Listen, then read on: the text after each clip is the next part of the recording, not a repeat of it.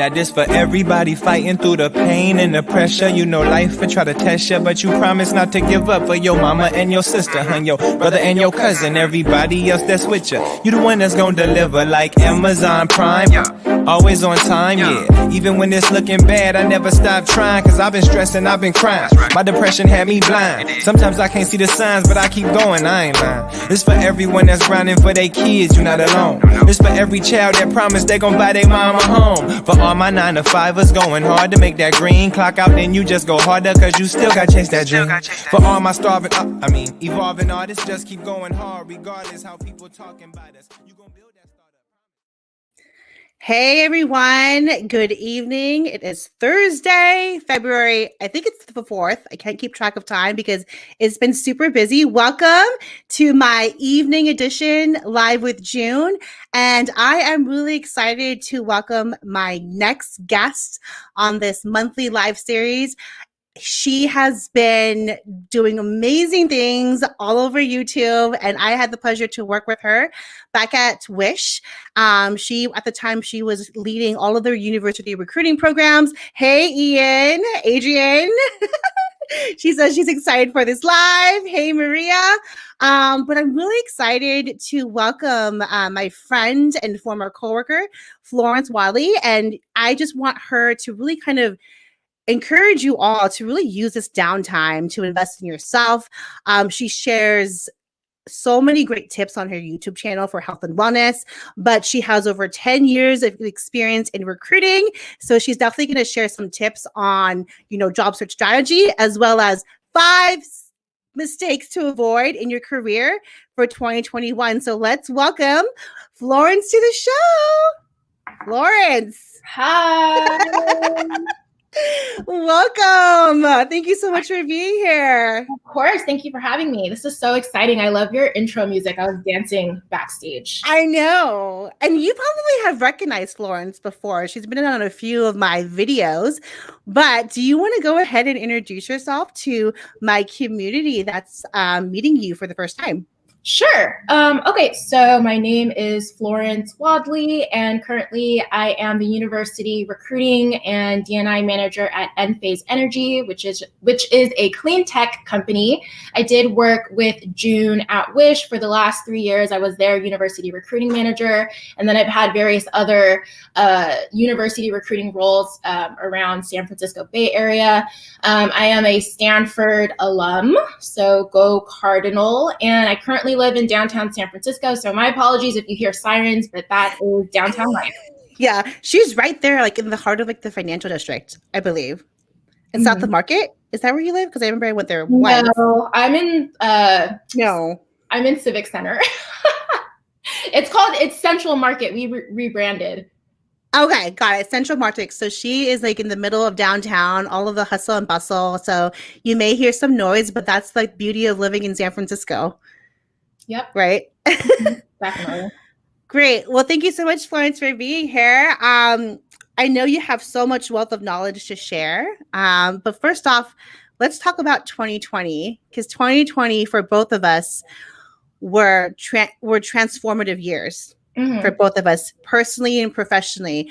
Going into this new year and kind of reflecting back of 2020, what is like the biggest lessons you learned about yourself? Biggest lessons, I think, so I was laid off in March, and to me, it was pretty unexpected. I had been at Wish for 3 years and I was doing really well. I don't think any of us saw the pandemic coming, so that was just an emotional shock to me. So at first, I think that I was very panicked. And so I tried to just get back into the job market very quickly. But then I soon realized that I needed to kind of just pause. Even, despite the fact that it was a pandemic, I think typically between jobs, I'm so quick to move on to the next thing. But I really took this time to rest and reflect. And I think the biggest lesson for me this year was probably that when you take the time to rest, that's actually when a lot of the creativity happens. That's when a lot of the answers get solved. So it's almost like the power of doing nothing. just kind of resting, reflecting, sitting back, and letting the answers kind of come to you versus going out there searching. It's like the more you force things to happen, the more you force trying to solve an issue, the less or the farther away you get to the solution. So when I actually just stopped, I threw my hands up and I was like, you know what, this is the pandemic. I'm going to stop driving myself crazy. That's when I really started getting creative. So yes, rest and reflection. I love that, rest of reflection. So let's talk about that, like all of the passion projects that you have been doing. Can I share your website or your YouTube? Yes. And it's kind of funny, you guys, because me and hi, she said, is this Darnisa? She says, pause. Yes, absolutely. Pause and reflection. Florence and I kind of were in similar journeys as far as our creative journeys. We started creating content, videos, a lot of the things that, and then we had the opportunity to collaborate with some career advice videos. But let's talk about your YouTube channel, because I love everything that you're doing. And I'm always like, damn, how does she do it all? Like all of your video edits and all that. You actually, but thank you. So this is Bae Area Mindfulness. So what inspired you to create this channel? What inspired me to create this channel? I would say that among my friends, I tend to share my wisdoms. If I ever learn anything, or if I, have some type of revelation, I share it with my friends, and at least with my close, people in my circle, they always say that they appreciate the lessons that I share. And so I figured that, hey, maybe there are other women or people out there that might benefit from what I've learned, because I have definitely gone through it in various areas of my life. And I'm not shy about sharing my failures and my triumphs. So that's kind of what my channel is about. Every video is kind of something that I've discovered or some kind of reflection that I've had. So that's really what it is. I have health, wellness, and beauty up there. Really, it's just lifestyle advice, like anything that, I would talk to my girlfriends about or my guy friends, it ends up on this channel. So I think anyone could probably find something to binge. Yeah, even like about relationship advice too, I think you had there. Mm-hmm. Yeah. I'm going to drop, sorry, I'm like putting you on blast right now. I'm going to drop Florence's YouTube channel in the comments. Please subscribe to her channel, please. But great. And then what is the, like, what are your 3 tips for people out there, specifically job seekers that are dealing with layoffs right now and losing their job, or say if they were laid off last year and they still haven't landed a job? Yeah, for sure. So I guess my tips for the job search, I can kind of go through what I kind of went through, like my process. Does it sound good? Yes, it does. Okay. Okay, cool. So let's see. I was on the job search for a really long time. So I was laid off in March, and I think for basically the entire pandemic, not that it's over, but maybe 8-9 months. It went by really quickly because of my creative projects endeavors. So maybe that's a tip, actually. Just understanding that it's a pandemic and things aren't quite normal. Don't blame yourself, and then rest and reflect, and then think about getting into other projects. When I look back and, think about the fact that I was out of work for 8 or 9 months, I can't even believe it because I was constantly busy all the time. So and not to the point where I was exhausting myself, but I just created a structure. I created goals, things that you would do in a normal job, right? Like every quarter you set up goals and you try to meet them at the end. So I did that for myself with my personal projects, and the time just flew by really quickly, and it helped me stay really positive. So maybe that's my first tip. Getting into more of like interviewing, I actually created a presentation about myself. So I'm in university recruiting. I tend to build out university programs at companies that don't have them. And so it started out with me creating a deck about my philosophy on university recruiting and what I would bring to the company and how I would build it out. And then it morphed into like a presentation about myself and what I had to offer. So I kind of thought of myself as a package, and I was like out there selling myself. So yes. yeah, so that would probably be like an unconventional tip. I don't know if anyone else is doing that, but I saw the response when I was recruiting, and it was really positive. People didn't expect it, the interviewers, that I would put in the initiative to actually create a deck for them. So I always got brownie points like right off the bat. And also it made my interviews, it helped me stay on track when I was interviewing. So for example, in the role that I actually ended up getting, I had an interview with the CEO, and I had my deck. I wasn't going to present it to him because I had already presented it, but he asked me a question that I knew I had a slide on. And that's so perfect. I pulled the whole, oh, excuse me, do you mind if I show you my deck? Or I have a clip on that. And he was so impressed. He was really caught off guard. He was like, oh, okay, yeah, let's go ahead. And I know he was impressed. So obviously I ended up getting that job. And in my other interviews as well, I had, similar responses to it. So that's a tip. Yeah, that's like so important. You have to think outside of the box because you're competing with hundreds and even thousands of candidates, job seekers for the same role. And the thing is, like with the I call them impact statements or presentations, right? You gotta like step it up too because you're interviewing remotely. Yeah. And like we talked about this too because you had to go through multiple rounds of interviews, right? And you want to make yourself memorable. So when you're doing a presentation, instead of like actually telling them your experience and the skills and all of the accomplishments, it's more compelling if you're actually showing them. So I think what you did as far as doing a presentation really like set the bar really high. Thank you. Yeah, I would also I learned how to use the presentation too. Like that was a learning process because at first I think I was bombarding them with it. So I'd like get into the interview and I'm like, here's my presentation. And there's like no time for them to ask me questions. So that didn't go well. So I learned throughout the process that it was actually more beneficial to send it ahead of time. Like, hey, I made this deck for you. Feel free to ask me any follow-up questions during the interview, or I can present it to you if you want, in our I'm in the driver's seat. Also, what I found is if you send it ahead of time, they tend to circulate it to their colleagues that are going to end up interviewing. So everyone kind of gets acquainted with you before. And if you have your picture on there too, they just remember you. I don't know. You just have to face around. Yeah. No, I love that. Look who showed up. Natalie. Hi, Natalie. We're just talking about you. I do want to ask you this. Bernard says, genuine self equals sharing your story. Yes. So do you recommend for job seekers to send it prior or maybe ask the recruiter to get their insight? If the recruiters think it's a good idea to share that presentation during the interview, like what's your tip there? I think based on your experience. I would send it. Hi, I put this together. If they don't care, then they'll just toss it aside. But, if they do care, they'll circulate it around. And like I said, you want to put them in the driver's seat. Don't make the mistake that I did that one time when I was in the driver's seat. I was like too much control. And let them decide if they want to ask you about it and if they want you to present.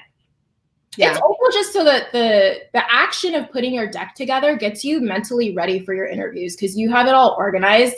And for me, I'm visual too. So in my mind, I'm thinking about my slide and like what points I'm going to hit. It's all in my mind. So it's a good preparation tool. And it's also just good to have in your pocket if you want to pull it out like I did with my CEO. Yeah. And then say when if in any point in your career, when you want to interview again, you could just add to it. Yeah, exactly. So I had like a base presentation, and then every time I had an interview, I just kind of customized it, and they love it. It was like so crazy to like, oh my god, like it says I'm like, yeah, I switched out the logo. I didn't tell them that, but in my mind, I'm like, yeah, I switched out the logo. Hello, and the color. Yeah, I mean that's what Canva's for. It's kind of like tailoring your resume to that specific position, right? That you're applying for. But I love that. Okay, now let's talk about your 5 mistakes to avoid in 2021 because you just did a video and I think you shared it on YouTube I think last week and I was like watching it. I'm like, oh my god, this is so. Wait, where is it? I want to put it in the comments. I'm on your YouTube. It's long.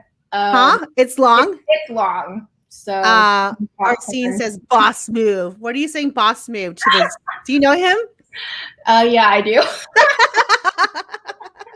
That's hilarious. Yes, let's talk about your 5 mistakes to avoid. She actually has a YouTube video and it actually shares 11 mistakes. But yeah, what are your 5? What's tip number 1 or mistake number 1 to avoid? Okay. Number 1 is career mistake. Also, by the way, I've made all these mistakes. So we all have. On my YouTube channel, I'm like, this is from experience. Okay, so here's like all my business. So number 1, not negotiating. I know you say it all the time too. So I think you say closed mouths do not get fed. I also on my video. So I think for women especially, and maybe, underrepresented minorities, it's just a different landscape for us when we're interviewing. People may not understand the pressure that we're under because of, who we are. And it may feel very daunting and scary to negotiate. Women especially, and I hate to generalize, but a lot of us, don't want to come off as aggressive, or we don't want to come off like, we're, I don't know, just demanding, right? Like we don't want to come off like that.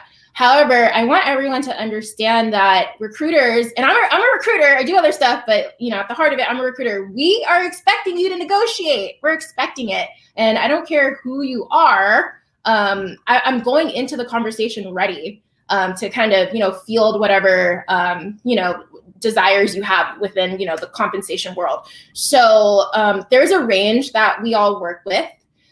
There's not one number that, we're allowed to give out. We're working within a particular salary range. So just do your research. You don't want to go in there being like, I want $1 million a year. Like, don't go in and make yourself look crazy. But be educated about it. Go out on whatever the websites are. If you have access to, what the salary ranges are for your region and also for that position, go ahead and do that and throw the number out there. Just throw it out there. Especially if you're talking to the recruiter.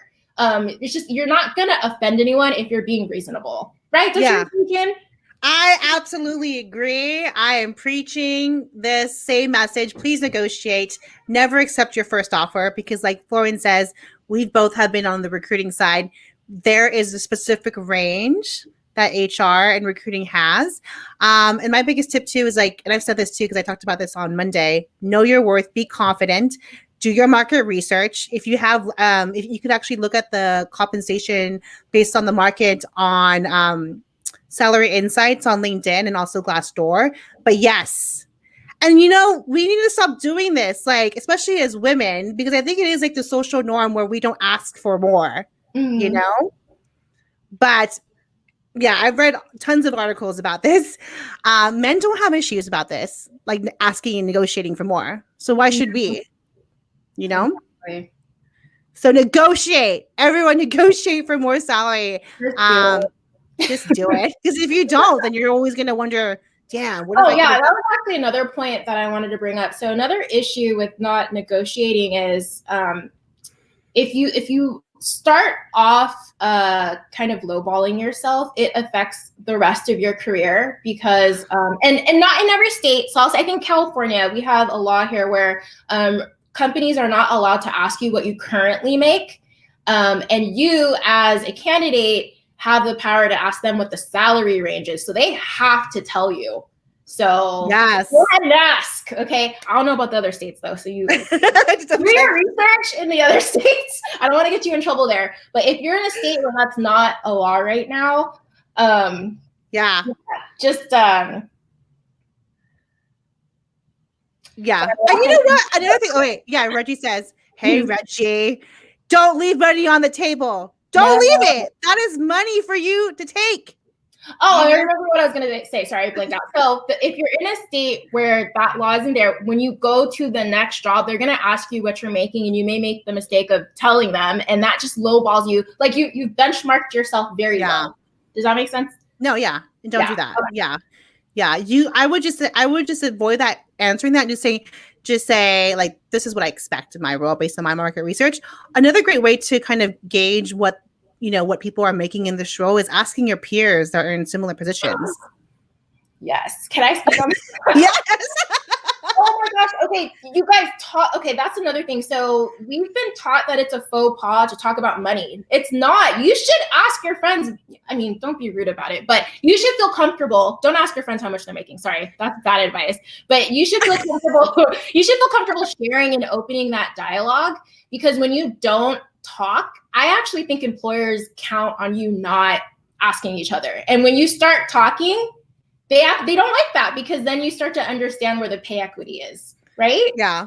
So I actually think we should get more comfortable talking about how much money we're making. So yeah, I think it's also too like based on generation. I mean, like as far as like the comfort level of, I mean, speaking from like my recruiting background, and usually I was focusing on early to mid stage people in their careers. They're always openly talking about how much they were making.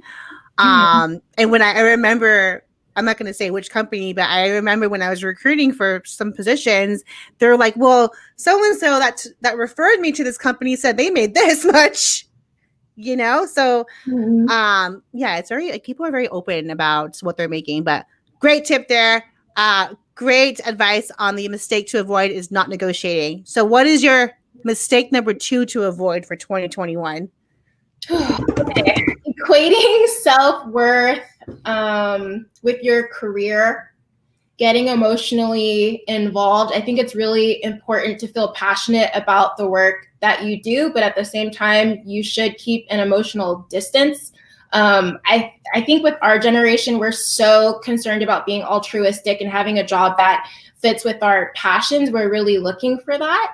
But at the same time, if you get too emotionally involved, that can kind of be the danger zone. You have to understand that you're your own person. These are for-profit companies, if you're in tech, for example, and it's just not worth getting that riled up about it. That's something that I definitely learned in one of my roles. So yeah.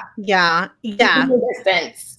Keep your distance. There's a saying that I think a lot of people, they say, if you love what you do, you never work a day in your life. And that's nice. It's really like a visionary, thought to have. And if you have that, that's great. But if you don't have that, that's also okay. And just recognizing when you don't have to, love what you do. Sometimes it's just a job, and we all need jobs to, move through our lives and pay the bills. And that's totally okay too.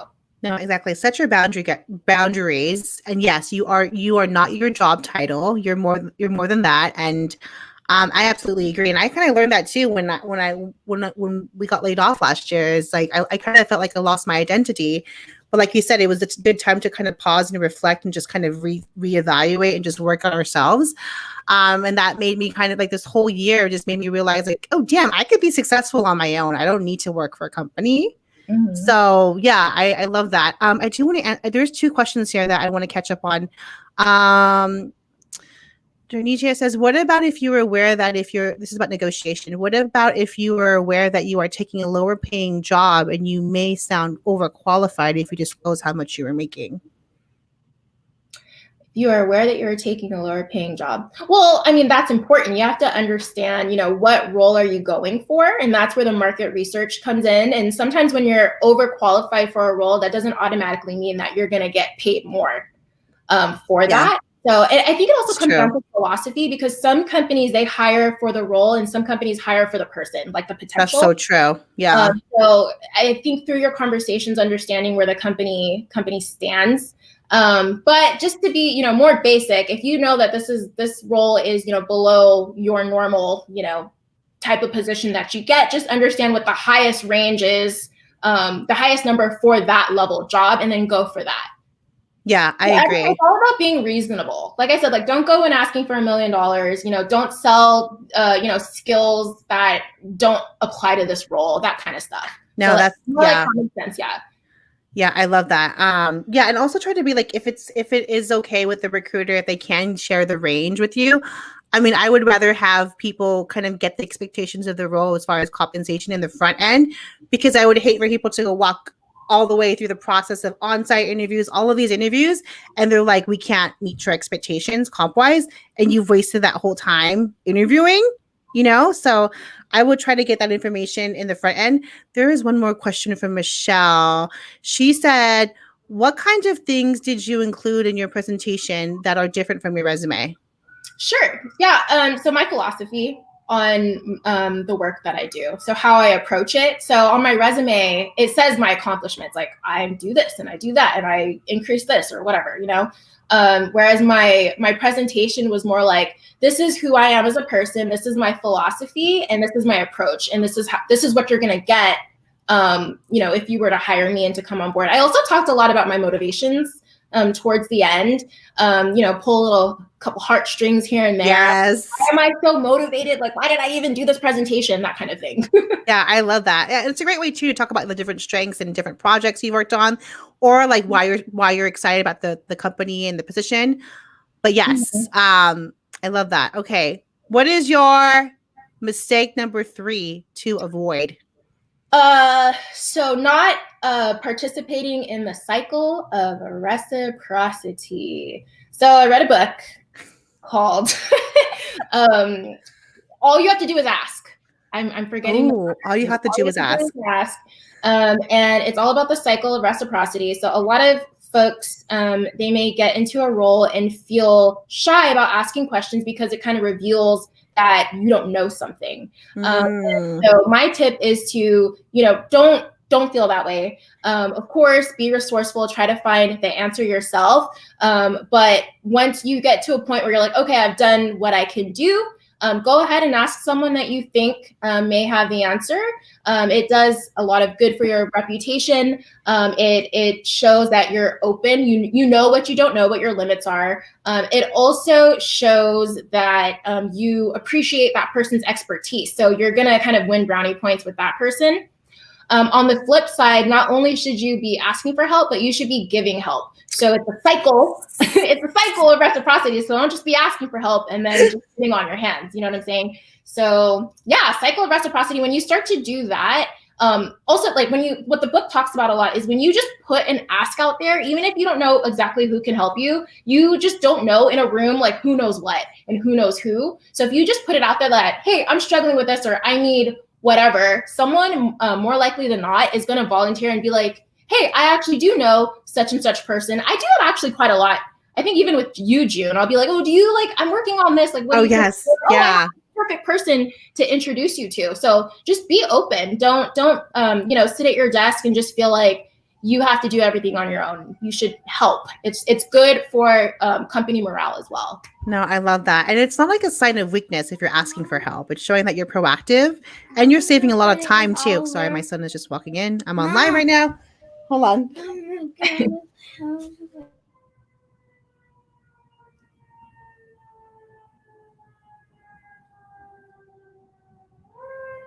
Sorry, guys. We're doing the little teacher conference.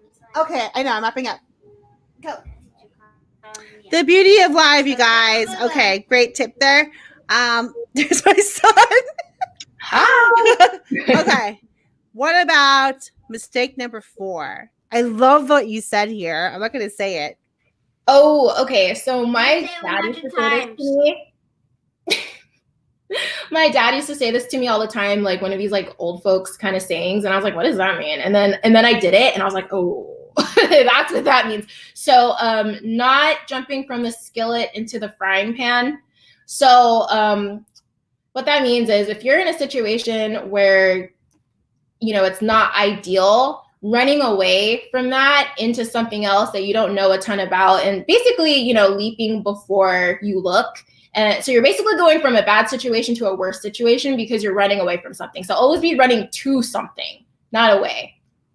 Yes. And for me in my career, I've left jobs that I just really hated and like I couldn't wait to get out of there. And then I jumped to another place that I thought, I didn't do a lot of research on it. It sounded good. You know, like maybe the title was better. Maybe I was going to make more money. And I didn't really think about myself and like where I wanted my career to go. I was just chasing these really superficial things. And then once I got there, I was in the frying pan and it didn't feel good.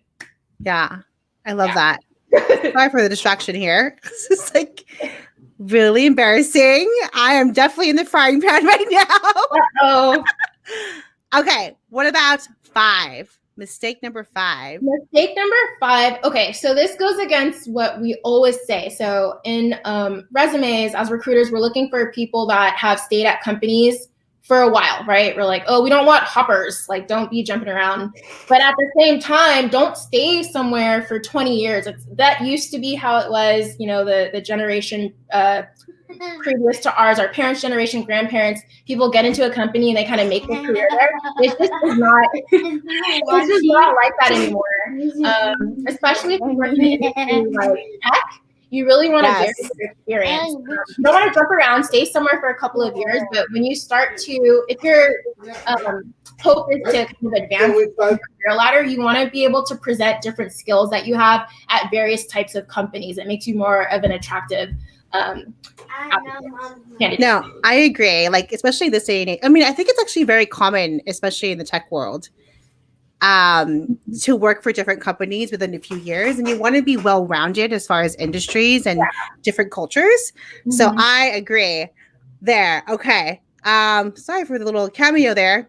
Let's talk about job search tips. So we talked about your presentation that you said. Mm-hmm. We will like the second one that you wanted to share. Take every failed attempt as a lesson.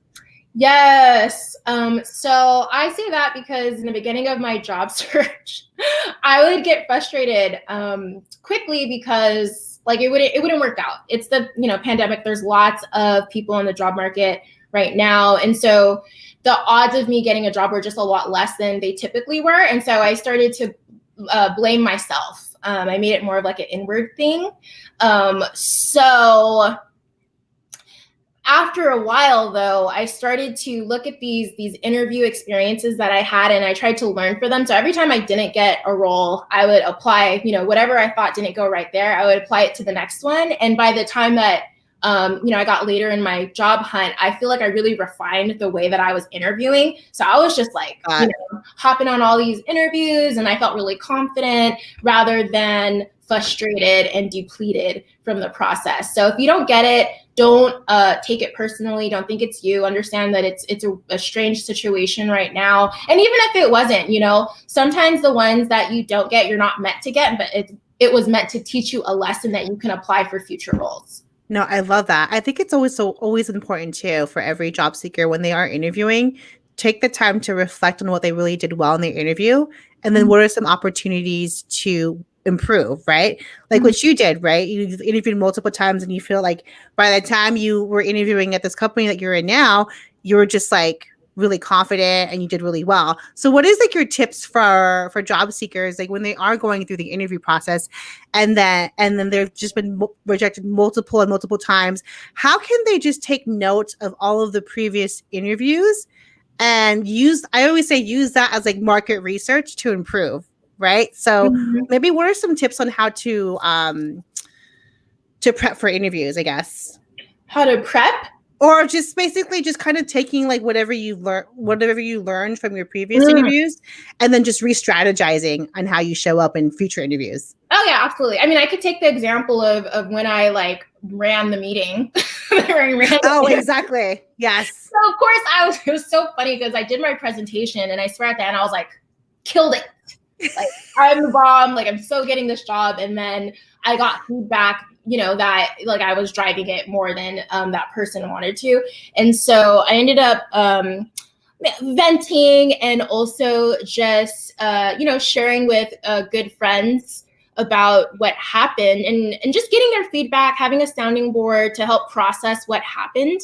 That was really helpful. And so once I got over myself, like my ego, I was able to look at the situation for what it was. And instead of just being upset and dismissing that whole experience, I took a huge tip from it, which was, I changed my strategy. Instead of, bombarding the person on the call, I sent it ahead of time. And then I asked if they wanted me to talk about it. And then also I wouldn't go through the whole presentation. If we're talking and a topic comes up that I know I have a slide about, then I could say, would you like me to show you the slide? So that was a huge shift in how I was interviewing. So I guess my tip is, vent, like feel the way that you feel about that interview process if you felt like it was unfair, but then also just, again, reflect. I think that's just my overarching message here. Like just stop complaining for a second and just reflect a little bit and be like, what the heck went wrong there? And then, iterate the process and then, pivot moving forward.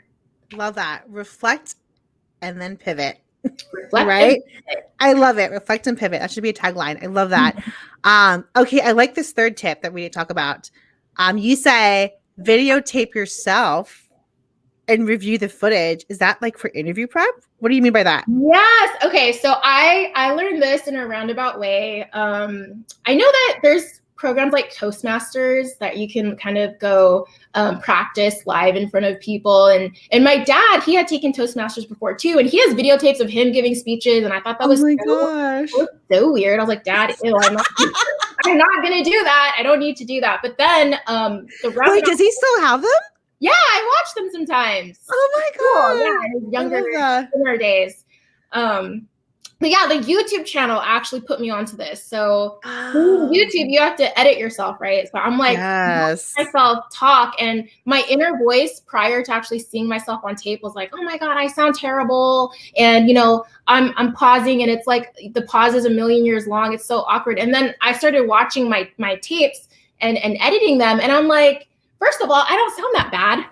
So it helped my confidence. It really did. So then when I went into these interviews, like that was an anxiety that I can kind of just push aside now because I already watched it. So I know it's like kind of cringy at first. I know when I first started doing my YouTube videos, I was like, oh, this is weird, talking to the camera and then editing myself. But then after a while, you realize like, hey, I don't sound that bad. All those things that I'm making really big in my head actually aren't that big. So that's why I say videotape yourself.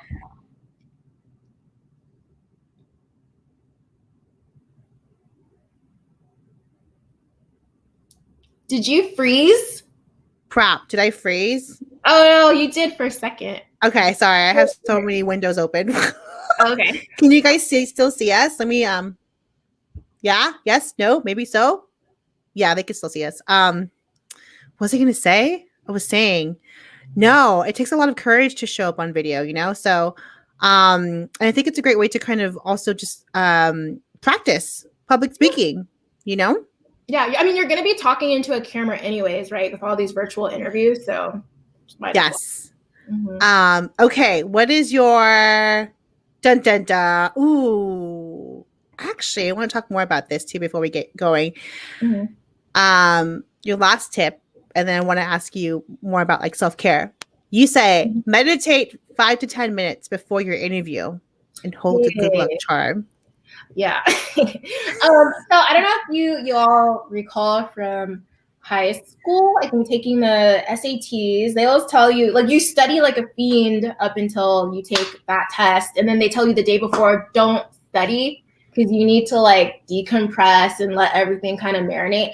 I think the same thing goes for interviews, especially if you're prone to getting nervous. And if you've practiced a lot. Like I said, like a lot happens in stillness.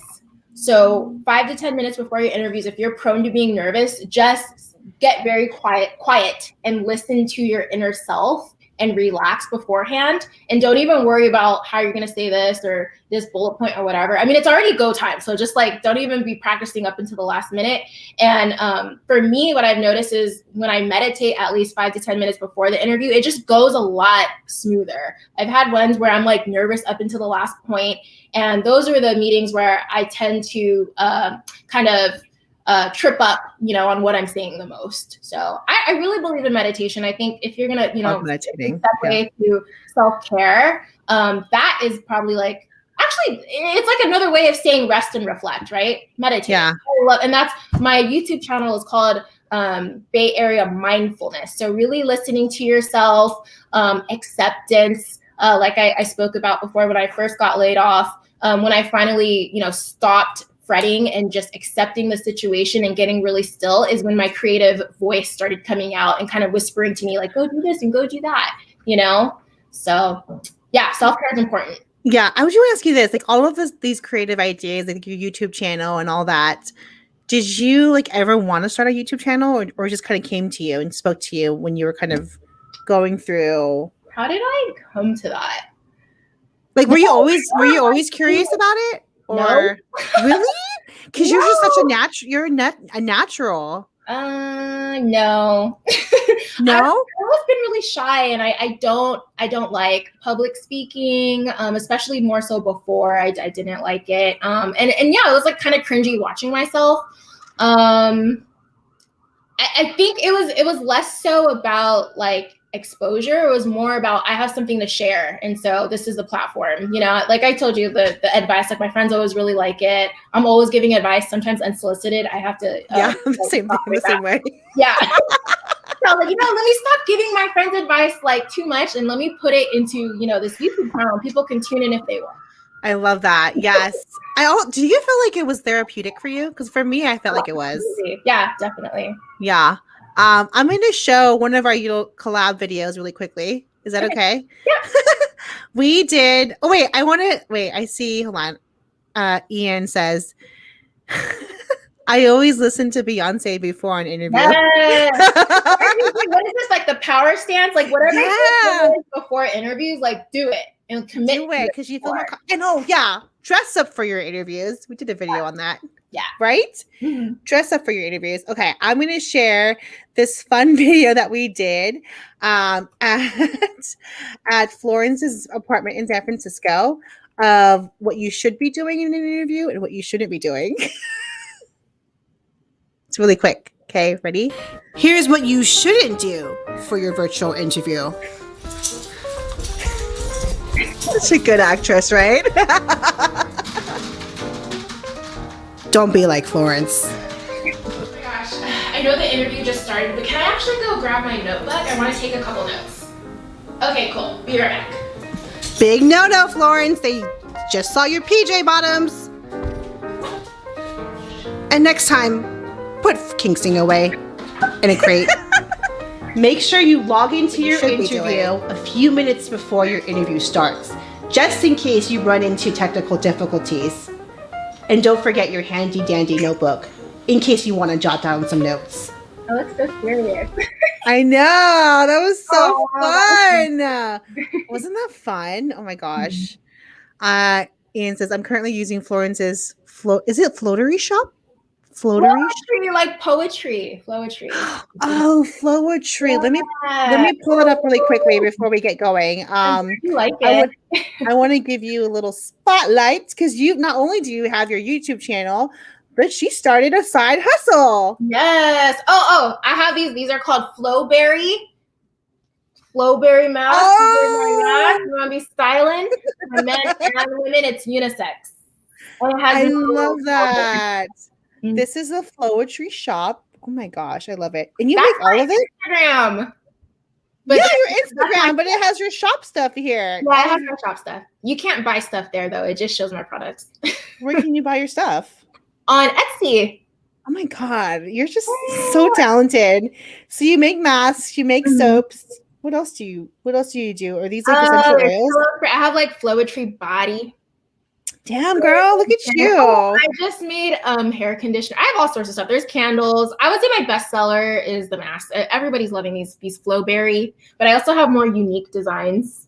The fit is really good. So, and I hand sew these. Everything in here I make. Oh my God. When did you start doing this? This was like last December, right? Or was it during the fall? September. Yeah, September, November. Oh my God. See, I love how like we both use this like time. Even though we weren't working, we like started a passion project. We started a side hustle. Mm-hmm. And that's why like it didn't feel like we were not working, right? Because we were working on ourselves. It flew by, yeah. Instead of like being sad and getting frustrated, just, dive into something. When you're doing something creative, it's very therapeutic. Yes, absolutely. I am dropping Florence's Instagram. Bernard says he's currently working on a cologne. Good for you, Bernard. Okay, thank you so much, Florence, for being here. What is your last tip for the day? That was my last. Is it? It was meditate, be mindful.